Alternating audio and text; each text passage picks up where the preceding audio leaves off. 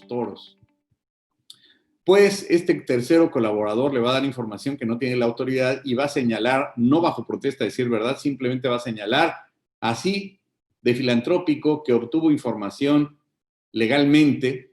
Ya con eso basta, no tiene que decir bajo protesta de decir verdad, como para qué. Como dice ese gran filósofo mexicano, pero qué necesidad de poner tanto requisito, tú di que la obtuviste legalmente y con eso no hay ningún problema, para efecto de enviarle la información al SAT, que con la que no cuente. Y dirían ustedes, a ver, espérame, pues qué información es con la que no cuenta la autoridad, si hoy por hoy tiene su contabilidad electrónica, sus declaraciones anuales, mensuales, complementarias, y si quisiera, acorde con la ley de instituciones de crédito, pues pedirle la información a la Comisión Nacional Bancaria y acorde con el Código Fiscal para sus estados de cuenta bancarios. ¿Qué información no tendría? Pues cualquier otra información como contratos, dictámenes y demás, información privilegiada y por supuesto de carácter confidencial, que no es necesario, por amor de Dios, en nuestro país señalar que la obtuvo de una forma fidedigna y bajo protesta de decir verdad legalmente. Basta y sobra con que pues señale una mentira piadosa. Y con ello la autoridad entonces podría, obviamente también tendría que señalarle modo, tiempo y lugar de cómo opera, el modus operandi, siempre y cuando no haya estado operando esa misma persona en la emisión o compra de comprobantes fiscales digitales. Y con ello ya es suficiente que un tercero, como le llaman en mi rancho, pues tercero chismoso, le pueda proporcionar esa información a la autoridad y con ello iniciar la posibilidad de una carpeta de investigación. Y van a decir, ¿y qué carambas tiene que ver este tercero colaborador fiscal 69 Better con la materia que nos trae a esta conferencia? Pues tiene mucho que ver. ¿Por qué?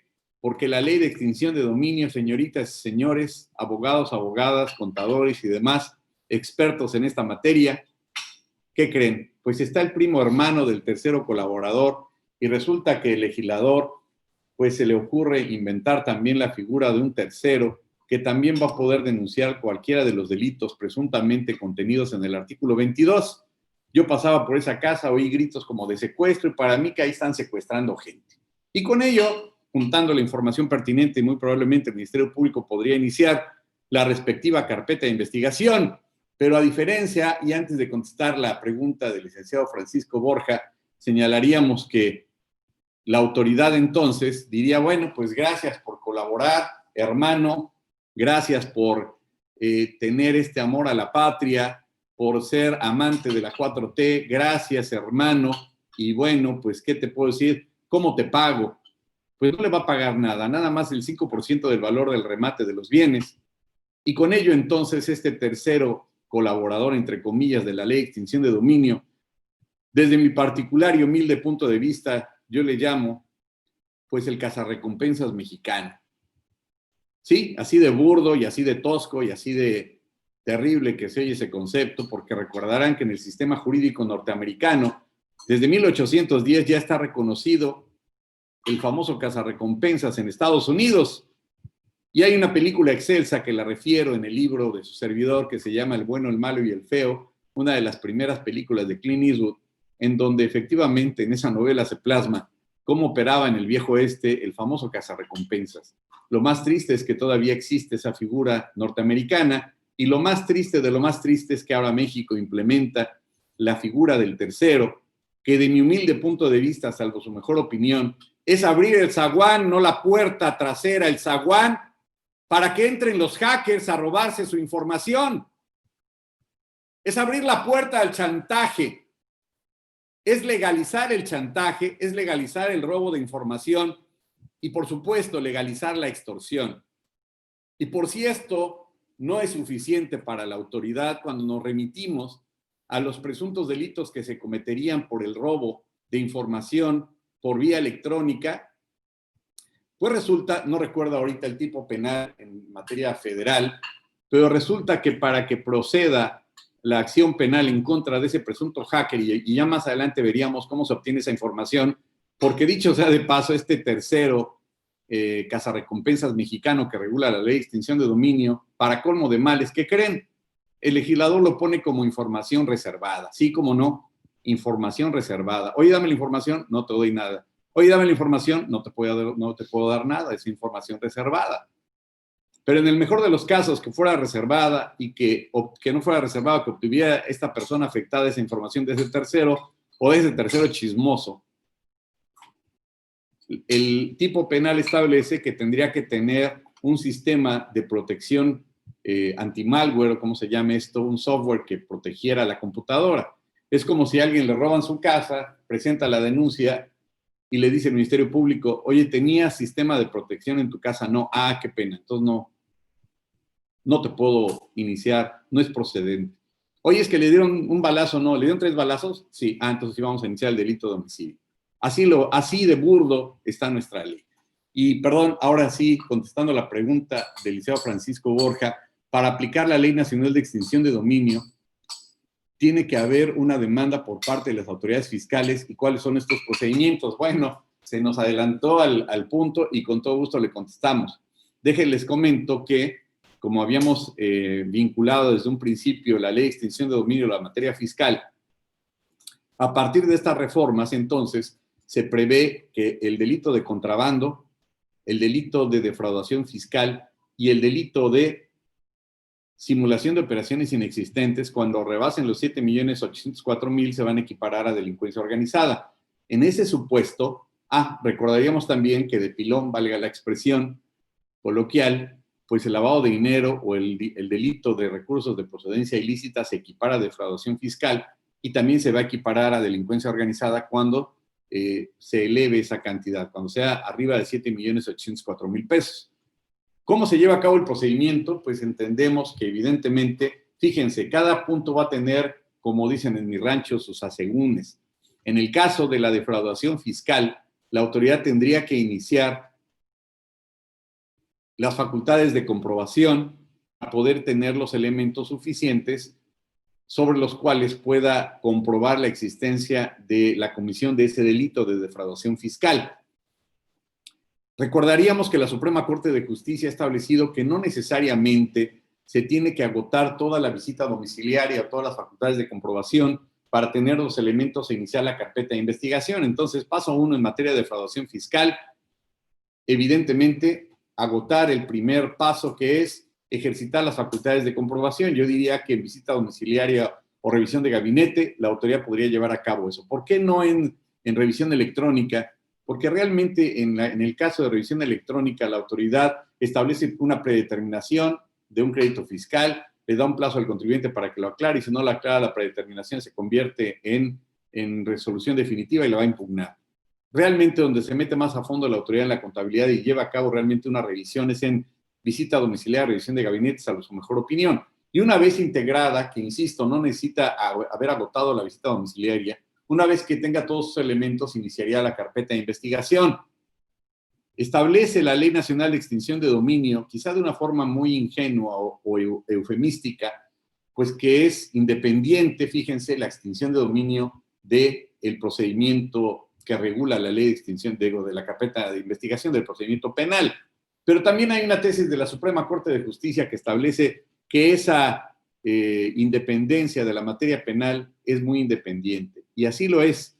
¿Por qué? Porque depende de la carpeta de investigación para que ya se instrumente, ya se integre, para posteriormente al otro día, por decirlo así, se pueda llevar a cabo la demanda de extinción de dominio. Y les adelanto, pues un regalo navideño, que también lo refiero en el texto de su servidor sobre esta ley. Existe sobrada jurisprudencia y en eso es un punto a favor del particular, claro, que no sea delincuente, no estamos defendiendo delincuentes, sino al campo minado de los particulares quizás descuidados o no ordenados o que desconozcan las leyes y que hayan sido afectados, incluso de buena fe, que se le conoce como pruebas preconstituidas, y las pruebas preconstituidas no pueden tener validez en el ámbito fiscal, es decir, las mismas pruebas o elementos de prueba que hayan integrado la carpeta de investigación, señoritas y señores, no se pueden ofrecer en la acción de extinción de dominio por la vía civil. ¿Cómo la ven? ¿Por qué? Porque la jurisprudencia de la Suprema Corte de Justicia se señalaría efectivamente que esas pruebas preconstituidas pues carecerían de valor probatorio porque así se les conoce. No puedes copiar, valga la expresión, las mismas pruebas que ofreciste en la carpeta de investigación ahora en el ámbito civil. Y todavía no acabamos, señalábamos la la ilicitud en el tercero colaborador fiscal, que ahora en el ámbito de la extinción de dominio yo le llamo el tercero cazarrecompensas, porque al señalar o al referir una prueba en este contexto, a través de la cual no acredite que la obtuvo lícitamente o legalmente, y cuando el contribuyente o el particular que se vio afectado por esta presunta denuncia de ese tercero demuestre que no dio su consentimiento para que este tercero utilizara pruebas confidenciales que forman parte de su contabilidad, se configura entonces la prueba ilícita. Y aquí aplica lo que los penalistas llaman la teoría del árbol envenenado. Es decir, no puede surtir efectos una prueba cuando desde su origen es ilícita. De tal suerte entonces que, salvo su mejor opinión, pues toda esta parafernalia, dinero que se invirtió en asesores, si es que hubo asesores, el tiempo invertido, las discusiones, la saliva gastada en esas sesiones maratónicas en donde el 90% de los legisladores se ponían la cobijita y levantaban la mano porque qué flojera discutir algo que no entiendo, pues va a la basura, porque efectivamente si el particular o el contribuyente afectado demuestra, en el caso del tercero colaborador o del tercero en el ámbito de la Ley Nacional de Extinción de Dominio que se obtuvo de manera ilícita, pues no podría tener validez y con esto se viene para abajo toda la investigación. La jurisprudencia, ¿cuándo salió publicada? Bueno, pues tenemos, hay varias preguntas y se los agradezco. El maestro Elizalde Aguilar primero nos pregunta, doctor, este monto de 7.804.000 pesos, ¿en qué periodo es? Bueno, pues nos estamos adelantando al punto, pero con todo gusto se lo señalo. Los 7.804.000 pesos es una cantidad, 7.804.230 pesos para ser exactos, y eso lo fijó la autoridad como el parámetro para considerar que arriba de esa cantidad pues ya se estaría configurando el delito de delincuencia organizada equiparable. ¿De dónde salió? Pues de la fracción tercera del artículo 108 del Código Fiscal multiplicado por 3, que es como lo señala el legislador. La pregunta, y tiene toda la razón del mundo, pues ¿a qué periodo corresponde? Pues entenderíamos que sería de los últimos 5 años, que puede derivar de una revisión electrónica. Pero ojo, y ahí les doy otro tip que señalo también en el libro de referencia de su servidor. Ha reiterado, y esto no lo estoy inventando yo, por supuesto, nada lo estoy inventando, simplemente lo refiero, que el señor procurador en reiteradas ocasiones, tanto en conferencias en las cuales su servidor ha tenido oportunidad de estar, como en conferencias virtuales en las cuales también hemos estado, ha señalado en forma enfática, de manera enfática, que es a partir de 2020 en adelante. Ojo, ¿por qué? Porque dirían, si la autoridad lleva a cabo el inicio de sus facultades y en ellas detecta la presunta defraudación, pues lo haría en forma retroactiva.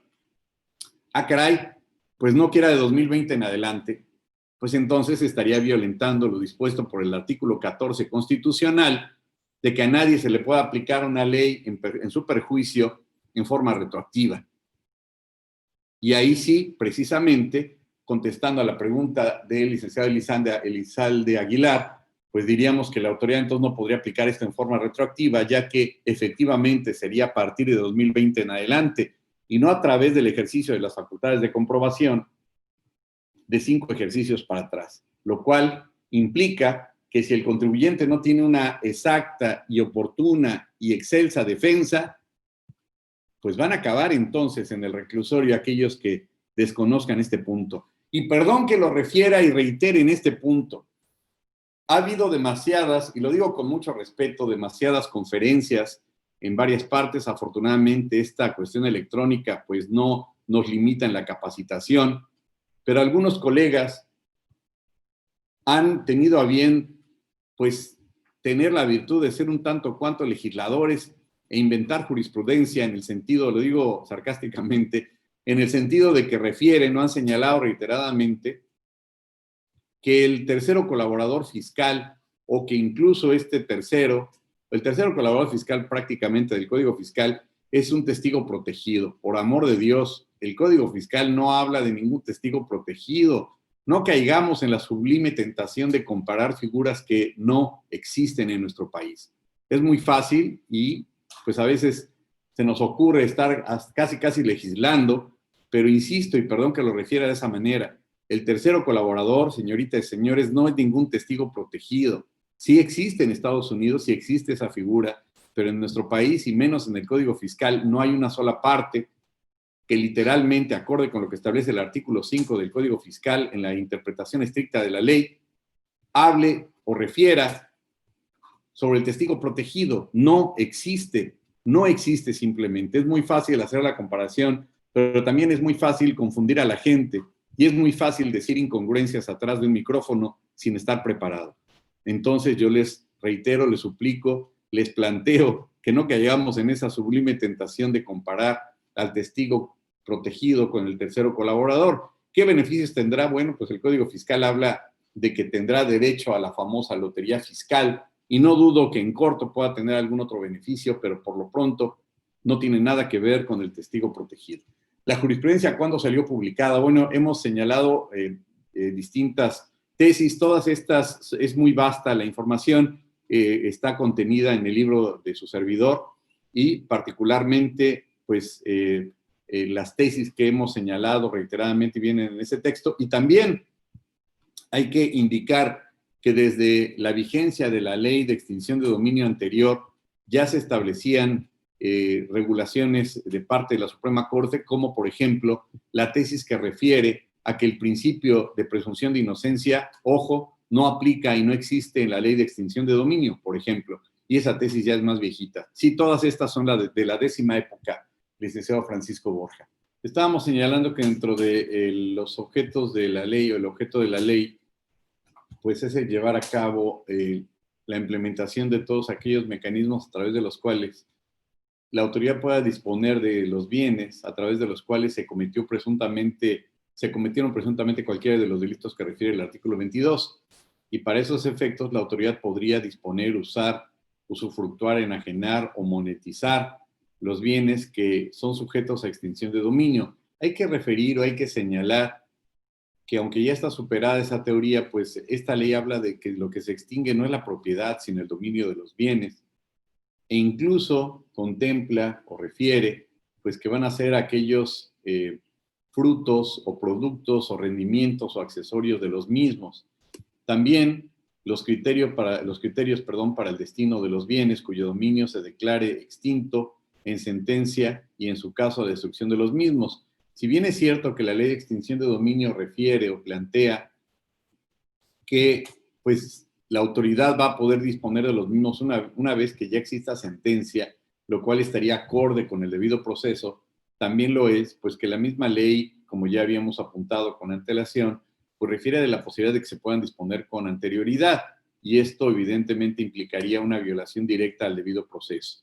La pregunta entonces es, ¿sobre qué bienes procede la extinción de dominio? Recordaríamos entonces que para el caso de los delitos fiscales, contrabando, defraudación fiscal y simulación de operaciones inexistentes y en consecuencia lavado de dinero equiparable a defraudación fiscal, y estos tres equiparables a delincuencia organizada cuando superen los 7.804.000 pesos, pues la autoridad procederá en contra del presunto responsable cuando éste, obviamente por implicar prisión oficiosa, pues ya esté en el reclusorio y enfrentará entonces la demanda por la vía civil de la extinción de dominio, pues en esas condiciones, con la posibilidad de que pueda perder pues literalmente todo su patrimonio.